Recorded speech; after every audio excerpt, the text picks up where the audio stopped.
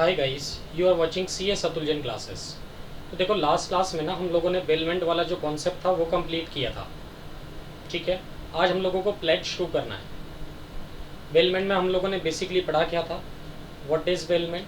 Bailment is the transfer of possession of goods by one party to another party for some particular purpose, subject to the condition that when the purpose is accomplished the goods will be returned to the original person या original party. और जो goods bell कर रहा है, मतलब जो goods का possession transfer कर रहा है, उसको हम लोग क्या बोलते थे? बेलर। और जिसको ट्रांसफ़र किया था उसको क्या बोलते थे हम लोग? बेली। राइट। तो आज हम लोग प्लेज की बात कर रहे हैं। बेलमेंट हम लोग लास्ट क्लास में ऑलरेडी कंप्लीट कर चुके थे। चलो जी, देखो प्लेज स्टार्ट करते हैं। What is pledge? डेफिनेशन में क्या कहा है? देखो प्लेज के, प्लेज की डेफिनेशन में क्या दिया हुआ देखो, कहते हैं the bailment of goods means pledge भी एक तरह से बेलमेंट है। यहाँ भी गुड्स का पोजेशन ट्रांसफ़र हो रहा है, ओनरशिप ट्रांसफ़र नहीं हो रही है। It is a bailment of goods as security. और गुड्स मतलब मूवेबल की बात होगी, यहाँ भी मूवेबल्स की बात बिल्कुल नहीं होगी।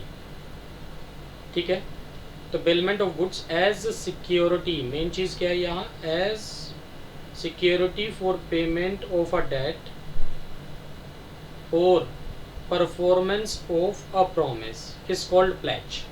तो क्या कहना चाह रहा है कि आप गुड्स का पोजेशन ट्रांसफ़र कर रहे हैं किसी दूसरी पार्टी को, किस लिए? For the security of payment of a debt और परफॉर्मेंस ऑफ एन ऑब्लिगेशन। तो किस लिए? आपने कुछ लोन लिया होगा, बदले में आपने क्या किया? गुड्स का पोजेशन ट्रांसफ़र कर दिया। तो सिंपल सी बात है, जैसे प्राइवेट मनी लेंडर्स नहीं होते, ये लोग क्या करते हैं? ज्वेलरी गिरवी रख लेते हैं, आपको बदले में पैसा उधार दे देते हैं, सब्जेक्ट टू द कंडीशन। क्या कंडीशन? कि भाई पैसे वापस दे जाना, अपना गोल्ड या ज्वेलरी वापस ले जाना। ठीक है, it is also called a pledge, right. तो प्लेज का मतलब क्या हुआ? सिंपल वर्ड्स में हम लोग कहें तो प्लेज मीन्स गिरवी रखना, right. The bailor in this case is called as pawnor. तो बेलर को क्या बोलते हैं जी आप? Pawnor. And the bailee is called as pawnee. It means जिसने गिरवी रखा उसको क्या बोलेंगे? पाउनर। जिसके पास गिरवी रखा उसको क्या बोलेंगे? पाउनी। तो लो एक एग्जांपल लेके बता देता हूँ। यहाँ ये ज्वेलर है, ठीक है, और ये मिस्टर एक्स हैं जी।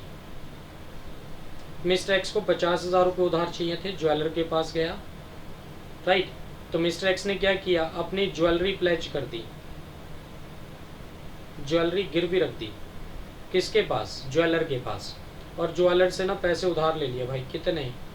50,000 रुपीज़। तो इस केस में अब पाउनर कौन है? ये है जी मिस्टर एक्स, गिरवी रखने वाला पाउनर। और पाउनी कौन है? जिसके पास गिरवी रखा। ठीक है, पाउनर एंड पाउनी।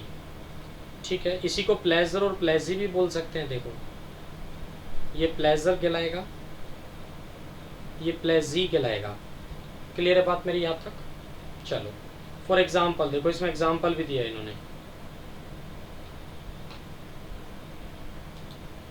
एग्जाम्पल में क्या कहते हैं जी? देखो, A borrows ₹100 from B and keeps his watch as security for repayment of the debt. The bailment of watch is called as pledge. तो वो वाली बात होगी, मैंने ज्वेलरी गिरवी रखवाई, इसने घड़ी गिरवी रखवा दी आपकी, राइट। चलो जी, thus a pledge is only a special kind of bailment. कहते हैं जो प्लेज है वो भी क्या है? एक स्पेशल काइंड ऑफ बेलमेंट है। Here goods are deposited with the lender. जहाँ आप क्या करते हो? गुड्स जमा कराते हो किसके पास? लेंडर के पास और प्रोमिसी के पास, as security for the repayment of loan और परफॉर्मेंस ऑफ द प्रॉमिस, है ना। Otherwise like bailment, a pledge also involves a transfer of possession of goods pledged. कहते हैं वैसे तो जो बेलमेंट और प्लेज है उसमें काफ़ी कुछ सिमिलरिटी हैं, बट प्लेज में एक सबसे बड़ा डिफरेंस यही है कि प्लेज आप जब भी करोगे किस लिए करते हो? As security for repayment of loan और परफॉर्मेंस ऑफ प्रॉमिस, राइट। ठीक है जी, तो सिर्फ एक ही डिफरेंस है, अदरवाइज बेलमेंट और प्लेज काफ़ी कुछ सिमिलर हैं। दोनों में ही ट्रांसफर ऑफ पोजेशन होता है, राइट।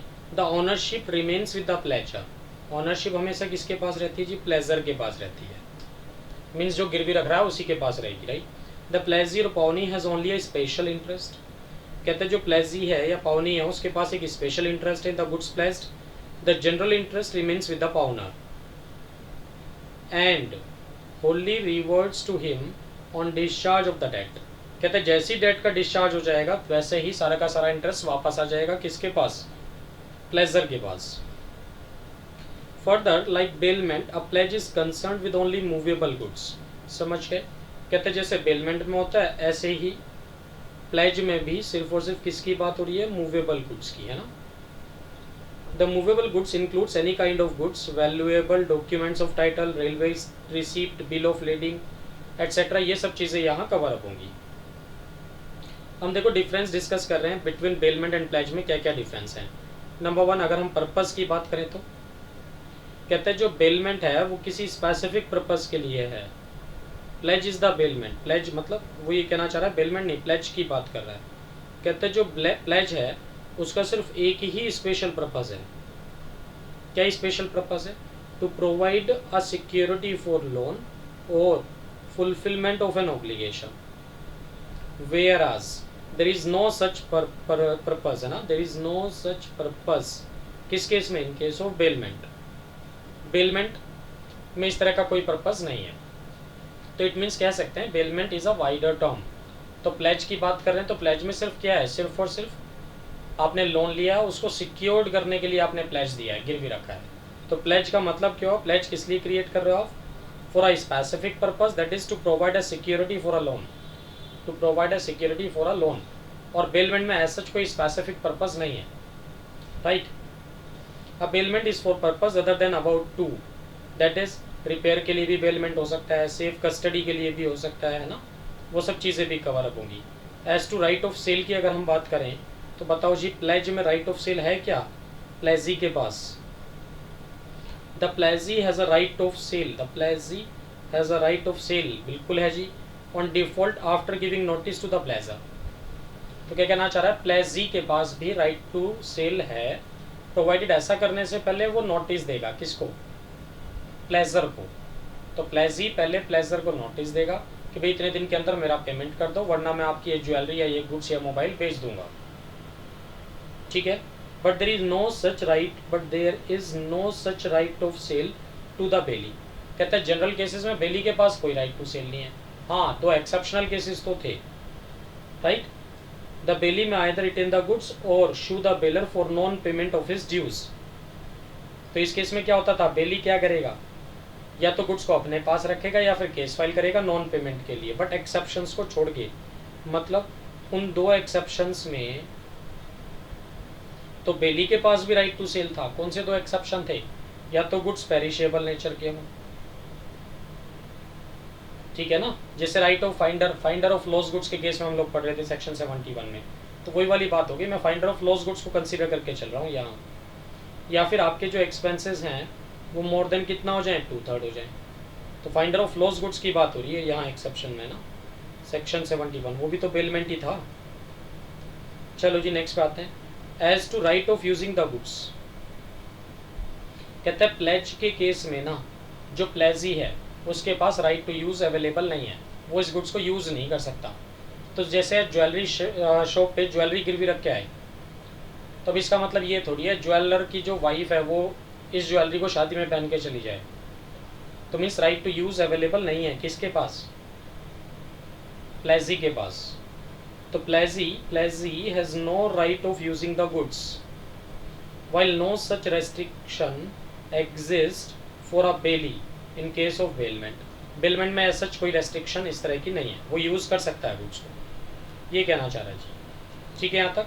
तो 3 डिफरेंसेस पढ़े हम लोगों ने। सबसे पहला डिफरेंस पर्पस, प्लेज का पर्पस क्या है, फॉर सिक्योरिंग द डेट, और बेलमेंट का पर्पस क्या है, कहता है बेलमेंट का सच कोई स्पेसिफिक पर्पस नहीं है। नंबर 2 राइट ऑफ सेल की बात करें तो प्लेज के केस में है, जनरल राइट है बट पहले नोटिस देना पड़ेगा। बेलमेंट के केस में एज सच कोई राइट ऑफ सेल नहीं है बेली के पास, हाँ बट एक्सेप्शनल केसेस में है। थर्ड वन क्या था, right of using the goods, pledge के केस में राइट टू यूज़ नहीं है बट बेलमेंट के केस में राइट टू यूज़ है बेली के पास। चलो अब आते जी राइट्स ऑफ पावनी पे आ जाओ। पावनी के पास क्या क्या राइट्स हैं जी, देखो पावनी मतलब प्लेजी है ना, प्लेजी के पास क्या क्या राइट्स हैं देखो। नंबर 1 पहला राइट क्या है जी, राइट ऑफ रिटेनर। सबसे पहला राइट क्या है, right of retainer. The pawnee has the right to retain the goods placed until his dues are paid. समझ गए ना, मतलब ये राइट ऑफ लियन वाली बात हो गई, वही वाली। तो प्लेजी कह सकता है कि भाई जब तक तुम मेरे पैसे नहीं दोगे मैं आपकी ज्वेलरी वापस नहीं दूंगा, सिंपल सी बात है। तो वो राइट ऑफ लियन यूज कर सकता है, राइट। और ये राइट ऑफ लियन ना, वो सिर्फ he has the right to retain the goods pledged not only for payment of the debt but for the interest element also, for the interest due on the debt and all necessary expenses। समझ गए बात, मतलब right of लियन जो प्लेजी use कर सकता है वो सिर्फ डेट्स के या लोन के लिए नहीं कर सकता, कहता है उसमें जो इंटरेस्ट ड्यू है उसके लिए भी कर सकता है। या प्लेजी ने अगर कुछ खर्चा किया है इस गुड्स को प्रिजर्व करने के लिए, मेंटेनेंस पर कुछ खर्चा किया है, तो उस सब के लिए भी वो राइट ऑफ लियन यूज कर सकता है, ठीक है ना। तो प्लेजी कह सकता है भैया जब तक मेरे खर्चे नहीं दोगे मैं आपका गुड्स वापस नहीं दूंगा। नंबर 2 क्या कह रहा है, right of retainer for subsequent advances. इसमें क्या कहना चाह रहा है, देखो सेकंड पॉइंट में जो वो कहना चाह रहा है ना, right of retainer for subsequent advances, section 174, तो वो ये कहना चाह रहा है कि पहले आप लोन ले आए और भाई ज्वेलरी गिरवी रखा है, कोई बात नहीं, आपको कुछ थोड़े पैसे की और ज़रूरत पड़ी तो बाद में फिर से लोन ले आया और सिक्योरिटी में आपने वही ज्वेलरी रखी हुई है पहले वाली। क्या बोला आपने प्लेजी को कि भाई देखो ज्वेलरी तो पहले से गिरवी रखी हुई है, उसी के अगेंस्ट हमें थोड़ा सा लोन और दे दो। तो राइट ऑफ लियन जो आप यूज़ कर सकते हैं, प्लेजी जो राइट ऑफ लियन यूज़ करेगा कौन से एडवांस के लिए, पहले वाले के लिए या सेकेंड वाले के लिए भी यूज़ कर सकता है। तो प्लेजी दोनों के लिए यूज़ कर सकता है राइट ऑफ लियन, पहले वाले लोन के लिए भी दूसरे वाले लोन के लिए भी। ये कहना चाह रहा है देखो, when the pawnee lends money to the same debtor, है ना, when the pawnee lends money to the same debtor after the date of pledge without any further security, तो फर्दर सिक्योरिटी उसने ली नहीं उससे, इट शैल बी प्रिज्यूम्ड, तो by default यही माना जाएगा, it shall be presumed that the right of retainer over the pledged goods extends even to subsequent advances। ये कहना चाह रहा है। This presumption can be rebutted only by a contract to the contrary, right? It will be noticed that although a pawnee has a particular lien only, but this section allows him to track his subsequent advances to the original debt। उसकी जरूरत ही नहीं है हमें, right? तो means वो right of लियन दोनों dates के लिए यूज कर सकता है, पहले वाले के लिए भी दूसरे वाले के लिए भी। नंबर 3 पे आओ, क्या राइट है जी थर्ड पावनी का, right to extraordinary expenses. इसमें क्या कह रहा है वो देखो कि अगर पावनी ने या प्लेजी ने कुछ एक्स्ट्रा ऑर्डिनरी एक्सपेंसेस किए हैं ना तो उसको भी रिकवर कर सकता है वो आपसे, किससे, प्लेजर से, राइट। तो एक्स्ट्रा ऑर्डिनरी एक्सपेंसेस लाइक, तो देखो extra ordinary expenses goods, extra ordinary expenses like कि अगर गुड्स कॉस्टली हैं तो मान लो प्लेजी ने उसका इंश्योरेंस कराया या इंश्योरेंस प्रीमियम दिया, उसकी भी बात करेंगे। और अगर लाइव स्टॉक है तो मेडिकल एक्सपेंसेस की भी बात हो सकती है यहाँ, है ना। कोई नंबर 4 पे आओ, right to sue the pawnor और sale the goods on default of the पावनर।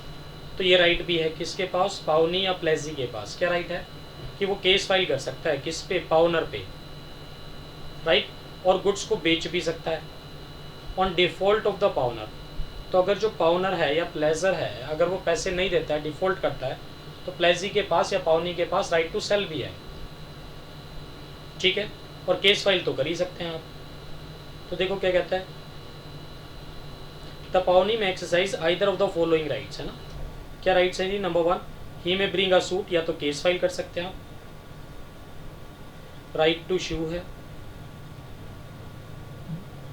ठीक है, और राइट टू सेल भी है। दोनों में से कोई भी एक राइट यूज कर सकते हैं, उसी की बात कर रहा है वो आपसे, ठीक। In connection with alternative right of sale, but वो ये कहना चाह रहा है अगर राइट ऑफ सेल यूज करना चाहते हो ना आप, ठीक है, तो आपको ये सब चीज़ें भी याद रखनी, कंसीडर करनी पड़ेगी, है ना। नंबर 1, एक तो आप रीजनेबल नोटिस देंगे उसको, किसको, पावनर को या प्लेजर को। क्या नोटिस देंगे कि भाई इतने दिन के अंदर आप हमारा पेमेंट कर दो, नहीं करोगे तो हम इस गुड्स को बेच देंगे, राइट।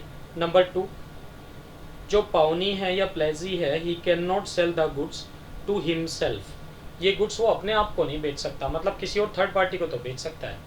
वो ऐसा नहीं कह सकता कि भाई इतने मतलब 30 दिन के अंदर अंदर आप हमारा पेमेंट कर देना, और नहीं किया तो ये गुड्स मेरा हो जाएगा, ये समझ लेना मैंने ही खरीद लिया, आना ही मत मेरे पास। आप ऐसा नहीं कर सकते। तो प्लेजी या पाउनी ये गुड्स अपने आप को नहीं बेच सकता, किसी थर्ड पार्टी को बेच सकता है। And if it does so, और अगर वो ऐसा करता है तो ये सेल वॉइड हो जाएगी। तो मान लो फॉर एग्जाम्पल आपको पैसे की ज़रूरत थी, तो आप मेरे पास आए कि सर मुझे 1000 रुपये दे दो, ये लो मोबाइल मेरा, ये गिरवी रख लो आप, मैं कल आऊँगा और आपके 1000 रुपये दे जाऊँगा, मोबाइल ले जाऊँगा। मैंने कहा जी ठीक है, और मैंने क्या कहा, साथ में एग्रीमेंट कर लिया उससे कि देख भाई तू तो कल की बात कर रहा है, मैं तुझे 5 दिन का टाइम दे रहा हूँ, अगर तू 5 दिन के अंदर आ गया तो ठीक है, वरना 5 दिन के बाद आना ही मत, बस ये समझ लेना ये मोबाइल मेरा हो गया, ये समझ लेना ये मोबाइल मैंने ही खरीद लिया 1000 रुपये में। और वो बेचारा ये एग्रीमेंट करके चला भी गया। अब वो आया 8 दिन बाद, कहते लो सर अपने 1000 रुपये मेरा मोबाइल फ़ोन वापस दे दो, और मैंने अभी तक ये फ़ोन किसी को बेचा नहीं है, तो क्या मुझे वापस देना पड़ेगा?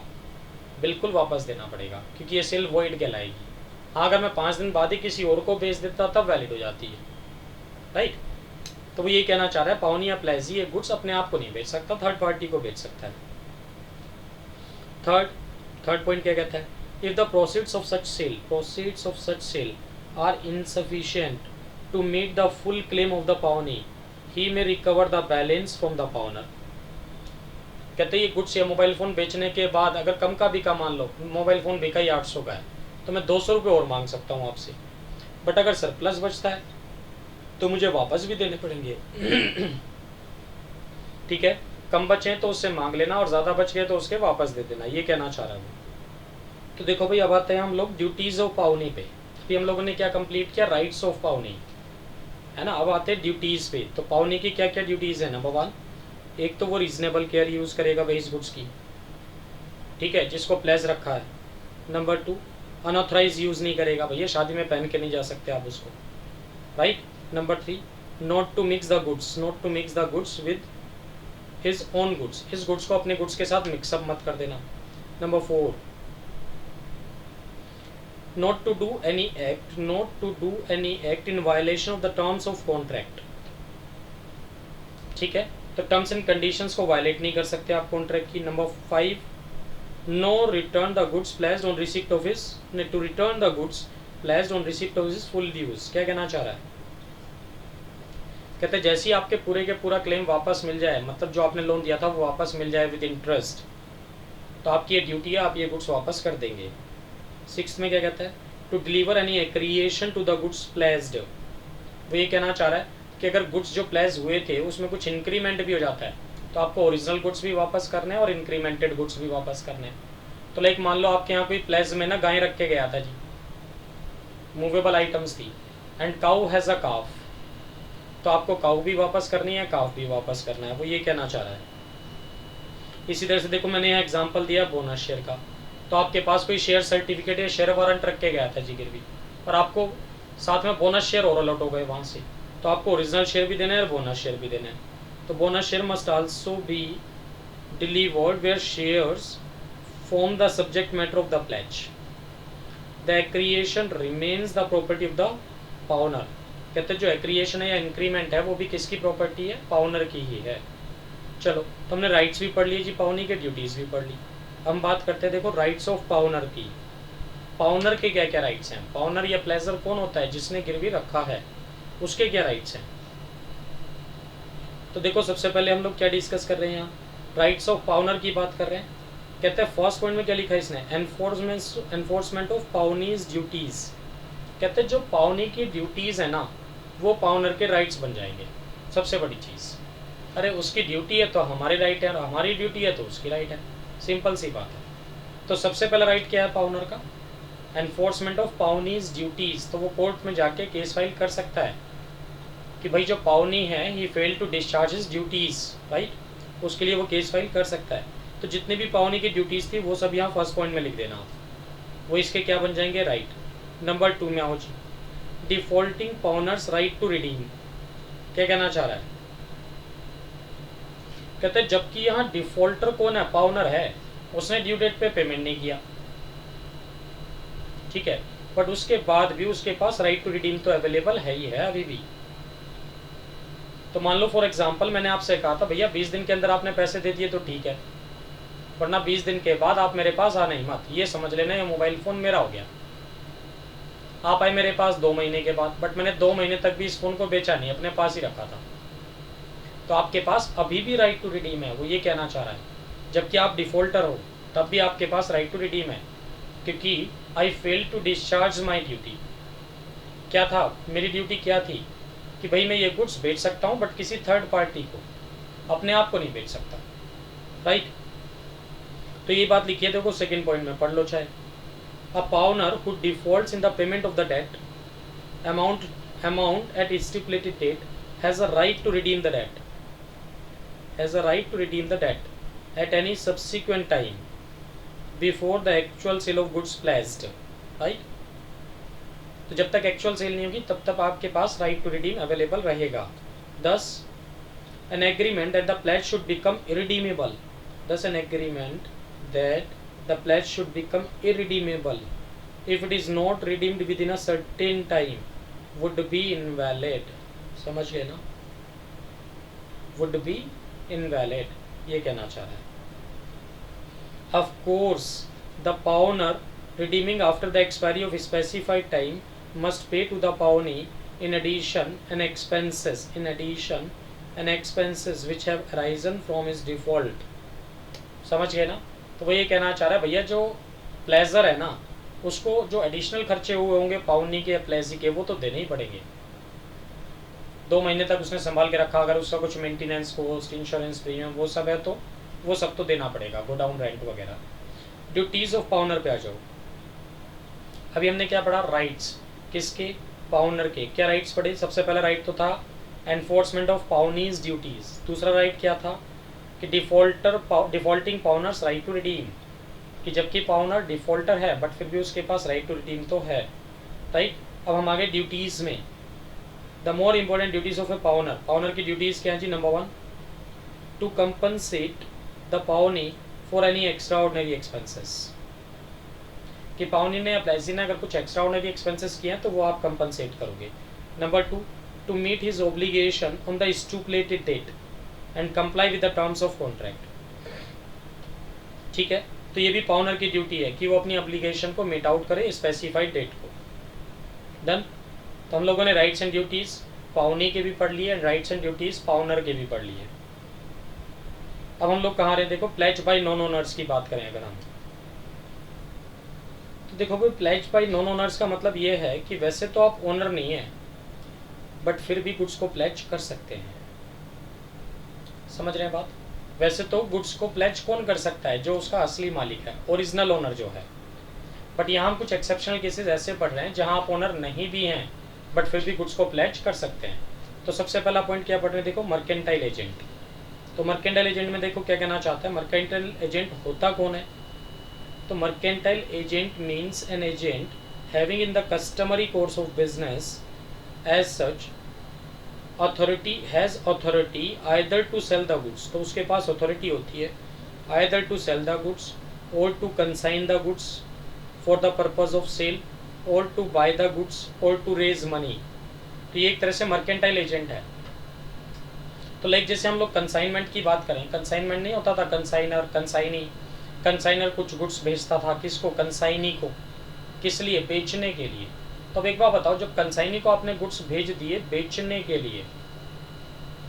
लिए भेज दिए, तो जब बेच तो सकता ही है वो, तो मतलब प्लेज भी कर सकता है। समझ रहे बात मेरी, ठीक है। तो कह सकते हैं हम लोग कंसाइनर कंसाइनी की जो रिलेशनशिप है, कंसाइनी के पास भी राइट टू सेल है। ये लो, consignee is also having right to pledge. तो जब उसके पास बेचने का राइट है तो प्लेज तो कर ही सकता है वो, राइट, ठीक है।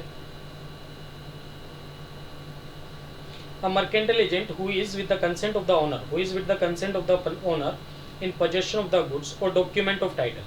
कहते हैं mercantile agent होता कौन है? जो ओनर की कंसेंट से, जिसके पास या तो गुड्स का पोजेशन होता है या फिर जिसके पास documents of title to the goods हैं. He can make a valid pledge, right. चलो नेक्स्ट पैराग्राफ में हो जी. It must be noted that a person in bare possession of the goods can not a person, देखो important चीज़ है, क्या कह रहा है? A person in bare possession of the goods can not make a valid pledge. कहते हैं कोई भी बंदा जिसके पास सिर्फ और सिर्फ गुड्स का पोजेशन है, कोई राइट नहीं है, वो प्लेज नहीं कर सकता. ये कहना चाह रहा है. फॉर एग्जाम्पल, हमने अपने सर्वेंट को गुड्स दिए थे गोडाउन में पहुंचाने के लिए, ठीक है, तो क्या वो बेच सकता है? नहीं. क्या वो प्लेज कर सकता है? नहीं. ये कहना चाह रहा है. A servant to whom the goods are entrusted by his master during his absence cannot make a valid pledge.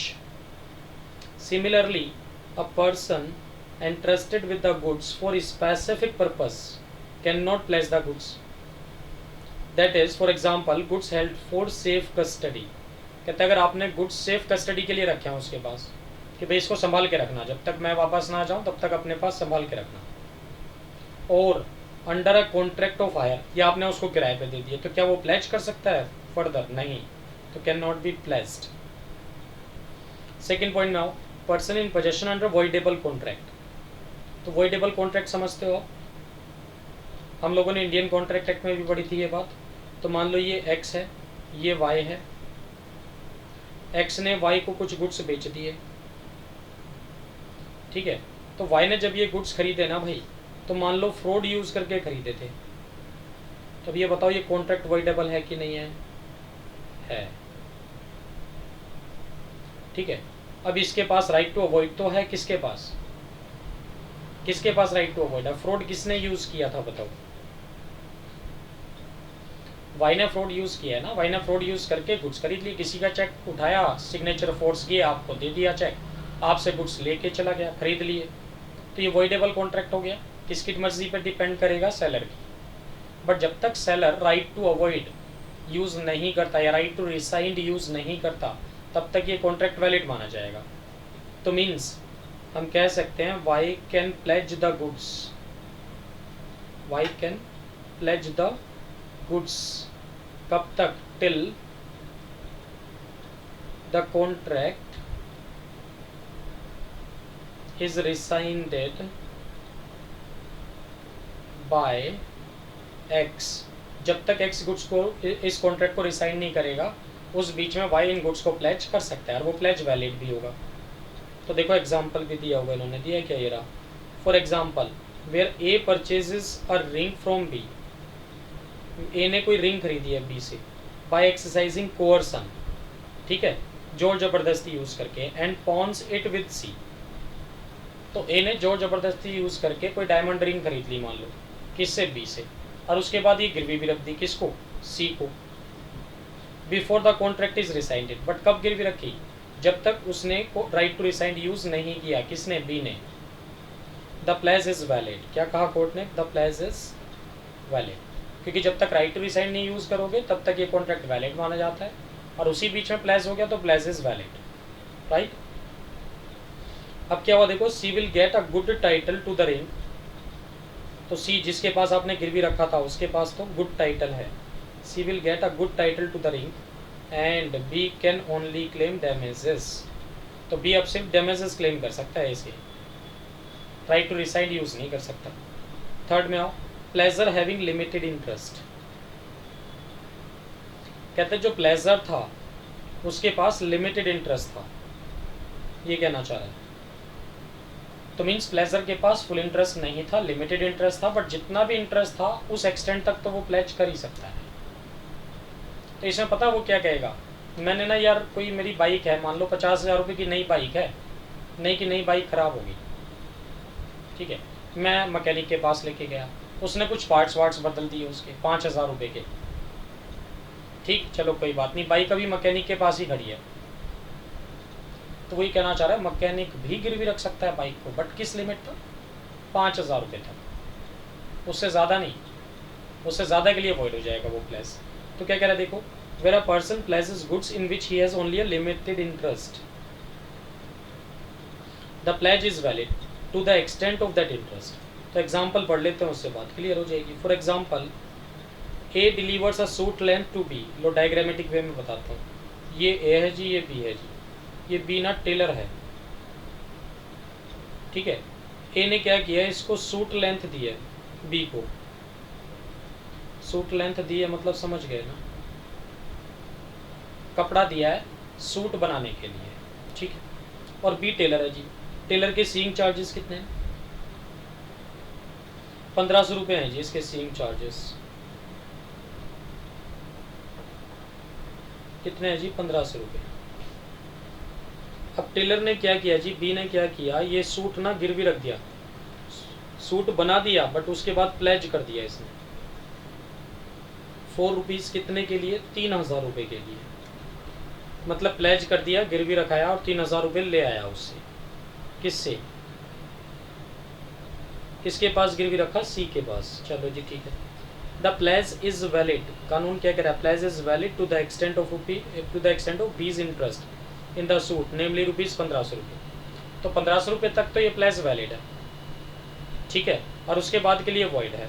तो मीन्स ये जो ए है, क्या सी के पास जाके बोल सकते हैं ला भाई सूट तो मेरा था, मुझे वापस दे। उसने तो प्लेज गलती से कर दिया, कर ही नहीं सकता वो ऐसा नहीं कह सकता है। कहता है 1500 रुपये तक तो ये प्लेज वैलिड है ना, तो ये सिंपली क्या करे, 1500 रुपये उसे दे दे, किसको, सी को, और सूट लेंथ वापस ले ले। क्या कहना चाह रहा है देखो, A can therefore recover the suit only on paying rupees 1500 to C. तो सी को 1500 रुपये दे के कह सकता है वो कि भैया टेलर के तो सीइंग चार्जेस उसमें 1500 तक थे, 1500 थे बस, तो ये प्लेज 1500 तक तो वैलिड है। तो आप एक काम करो, 1500 रुपये लो, मेरा सूट वापस दो। तो 1500 रुपये दे के ये सूट वापस ले सकता है, कौन, ए। बट सी ने तो 3000 रुपये उधार दिए थे, किसको, टेलर को। तो ये 1500 रुपये टेलर से वापस ले भाई, अपने 1500 रुपये टेलर से वापस ले। तो 1500 रुपये तो इसको किसने दे दिए, ए ने दे दिए सी को, और 1500 रुपये किससे वापस मांगे, अपने टेलर से ही वापस मांगे, राइट। ये कहना चाह रहा है। चलो जी नेक्स्ट पॉइंट में आते हैं, fourth point, seller in possession of the goods after sale. मतलब क्या कहना चाह रहा है, कहते हैं कई बार क्या होता है कि गुड्स सेल होने के बाद भी ना किसके पोजेशन में होते हैं, सेलर के। जैसे आप शॉपकीपर हो, मैं आपके पास गया कुछ सामान खरीदने, ठीक है, मैंने सामान खरीद लिया, पैसे भी दे दिए, तो गुड्स का ओनर कौन हो गया, मैं हो गया ना एक्चुअल में ओनर। और मैं क्या कह रहा हूँ, भाई गुड्स अभी यही रखे रहना। तो मान लो फर्नीचर है ना, कि भाई फर्नीचर मैं कहाँ उठाए फिरूंगा, अभी इसको यहीं रखे रहना है, तो मैं बाकी की शॉपिंग कंप्लीट कर लेता हूँ, फिर लेता हुआ चला जाऊँगा रिक्शा करके, ठीक है। तो गुड्स की ओनरशिप ऑलरेडी ट्रांसफर हो चुकी है, उस गुड्स का एक्चुअल ओनर कौन है, बायर, बट अभी भी वो गुड्स किसके पोजेशन में है, सेलर के। तो वो ये कहना चाह रहा है सेलर अभी भी इस गुड्स को प्लेज कर सकता है। देखो क्या कह रहा है, a seller left in possession of the goods sold. कहता है गुड्स बेचने के बाद भी अगर पोजेशन अभी भी सेलर के पास है, उसकी बात कर रहा है, is no more owner of the goods, जबकि वो गुड्स का ओनर नहीं है, but a pledge created by him will be valid, ठीक है। तो वो अगर प्लेज कर रहा है तो वो वैलिड होगा उसके बाद भी, provided the pawnee acted in good faith and had no notice of the sale of goods. Provided की जो पाउनी है, जिसके पास सेलर ने ये गुड्स गिरवी रखे हैं, उसको इस बात का नहीं पता था कि ये गुड्स ऑलरेडी बिक चुके हैं, ये गुड्स किसी और के हैं, right. The original buyer can obtain damages from the seller but can not recover the goods from pledging. बात समझ में आ रही है। कहते हैं सिर्फ अब जो ओरिजिनल बायर है ना, जिसने ओरिजिनली खरीदा था ये गुड्स, वो सिर्फ क्या कर सकता है, डैमेजेस मांग सकता है, गुड्स की रिकवरी नहीं ले सकता। गलती उसकी है, छोड़ के क्यों गया गुड्स, राइट। फिफ्थ पॉइंट पे आओ जी, क्या कहता है फिफ्थ पॉइंट में, buyer in possession of goods under an agreement to sell, under an agreement to sell. तो लाइक फॉर एग्जांपल ये एक्स है और ये वाई है, बल्कि ये एग्जांपल दिया ही है इसमें, यही वाला ले लेते हैं जी जो नोट्स में दे रखा है आपको, ये रहा जी लो फॉर एग्जांपल, ये ए है ठीक है, और दूसरी पार्टी का नाम नहीं दिया ना, मैं वैसे ही ले लेता हूँ उसको बी। ये लो जी, ये तो बी है, ये ए है, ठीक है। ये जो बी है ना, ये अपनी कार बेच रहा है भाई, सेल ऑफ कार। ये जो ए है, ये क्या कह रहा है, ये एग्री तो कर रहा है, एग्री टू बाय, बट साथ में कंडीशन लगा रहा है। ये क्या कंडीशन लगा रहा है, subject to the condition, subject to approval है ना, by his solicitor. Legal practitioner, solicitor मतलब लीगल प्रैक्टिशनर कह सकते हैं, या फिर दूसरा एग्जांपल ले लो यही, by subject to approval by his mechanic. ये लो, मतलब ये जो ए है ना, ये कार खरीदने के लिए तो तैयार है, बट क्या कह रहा है कि भाई पहले मुझे कार दो आप, मैं अपने मैकेनिक को दिखा के आऊँगा कि इंजन विंजन सब कुछ ठीक ठाक है ना भाई, कुछ गड़बड़ तो नहीं है, कुछ खराबी तो नहीं है, या फिर अपने सोलिसिटर को दिखाऊंगा, मतलब लीगल प्रैक्टिशनर को, कि भाई चोरी तो नहीं है, इस पर कोई केस वेस तो नहीं चल रहा है, तब खरीदूंगा। बी ने ये कार दे दी ए को, कहते चल भाई कोई बात नहीं, 2 दिन के लिए ले जा, 2 दिन में फाइनलाइज कर ले, खरीदेगा कि नहीं खरीदेगा। तो अभी देखो ये सेल नहीं हुई है कार, ये सेल नहीं है, ये क्या है, ये एग्रीमेंट टू सेल है। ये क्या है, एग्रीमेंट टू सेल है, सेल नहीं है ये, ठीक है। अब इसी बीच में क्या किया इन्हें, 2 दिन के अंदर अंदर ये कार प्लेज कर दी, नहीं हो सकता। ए प्लेज्ड दिस कार, हमसे तो क्या बोल के लेके गया है, झूठ बोल के कि मैकेनिक को दिखा लूँ, अपने लीगल प्रैक्टिशनर को दिखा लूँ, और कार ले जाके क्या किया, प्लेज कर दी, प्लेज टू थर्ड पार्टी। तो क्या ये प्लेज वायलेट है, बिल्कुल, क्योंकि बेचारे थर्ड पार्टी की क्या गलती है बताओ मुझे, वो तो ये समझ के चलेगा ना ये कार भाई इसी की है, जब ये लिए घूम रहा है। तो थर्ड पार्टी ने तो गुड फेथ में प्लेज लिया है, बदले में कंसिडरेशन भी दिया है, तो प्लेज टू थर्ड पार्टी क्या हो जाएगा, वैलिड हो जाएगा। अब आप सिर्फ डैमेजेस मांग सकते हैं, कौन, जो बी था, देखो क्या कह रहा है, A agree to buy a car if his solicitor approves and obtain possession of the car and pledges it, the pledge is valid although at the time of pledge A was not the owner, जबकि pledge के time पे जो ए था वो owner नहीं था, उसने अभी गाड़ी खरीदी नहीं थी, and later on also he doesn't become the owner as solicitor disapprove the purchase. मान लो उसके सोलिसिटर ने भी मना कर दिया था कि भाई मत खरीदिए, बेकार है, मुझे तो रिस्की लग रहा है ना, बट फिर भी प्लेज तो वैलिड है भाई, ये कहना चाह रहा हूँ। 6 पॉइंट में आओ, को ओनर इन पोजेशन। कहते हैं कई बार क्या होता है, एक गुड्स के ना मल्टीपल ओनर होते हैं, को ओनर्स होते हैं, तो बस ठीक है, उनमें से तो कोई भी प्लेज कर सकता है, उसमें तो कोई प्रॉब्लम है ही नहीं। तो मान लो कोई बाइक है, उस बाइक के हम 2 ओनर हैं, जॉइंटली खरीदी हुई है हमने, वो बाइक जॉइंट नेम से खरीदी हुई है, ठीक है, तो कोई भी प्लेज कर सकता है, मैं भी और दूसरा को ओनर भी, उसमें तो कोई दिक्कत वाली बात ही नहीं है। तो लो जी, ये था पूरा चैप्टर हमारा बिलमेंट एंड प्लेज वाला, जो मैंने यहाँ ख़त्म कर दिया यहाँ, ठीक है। पूरा चैप्टर कंप्लीट हो गया, बिलमेंट एंड प्लेज, आसान सा चैप्टर था, बड़ा छोटा सा चैप्टर था, है ना, ठीक है जी। तो ये चैप्टर तो यहीं ख़त्म हो गया आपका। तो आज के लिए हम लोग इतना ही रखते हैं। ये वीडियो आपको पसंद आया तो लाइक करें, और हमारे चैनल CS अतुलजन क्लासेस को सब्सक्राइब करें, और बेल आइकन दबाना ना भूलें, सो दैट कि हम जब भी कोई नई वीडियो अपलोड करें उसका नोटिफिकेशन आपको मिल जाए। Right, thanks for watching CS अतुलजन classes.